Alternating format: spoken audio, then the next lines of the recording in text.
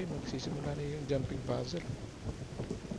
Ito yung time challenge na Mad King Clock Tower jumping puzzle. So if hindi mo pa na-try ito, mas maganda na try nyo muna yung hindi time or hindi yung may challenge, yung naka-stop yung time. So lahat ang hinahabol na hindi ka hinahabol ng fog. So maganda is doon ka magsimula bago mo i-try ito kasi medyo mahirap to, lalo na pag hindi mo pa kabisado yung saan ka tatalon at saan ka dadaan. Minsan nga medyo frustrating din to sa iba,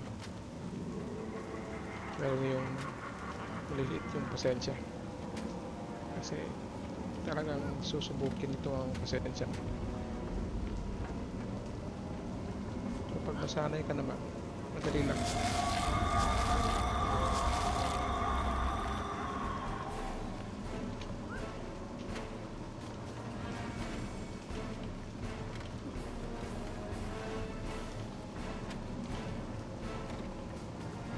Yan, nakapit pa tayo. Try lang natin yung mag lightning strike para mabuksan yung clock tower. Okay, pasok. Yan. Yan ang Mad King Gather Clock round, Tower my subjects. jumping puzzle na challenge. Okay, sige guys. At saka bonus din, may NPC dito, no? Pwede mo kausapin. Yung crow, I think nandun yun sa kabila, sa kabilang jumping puzzle. So yun lang guys, maraming salamat.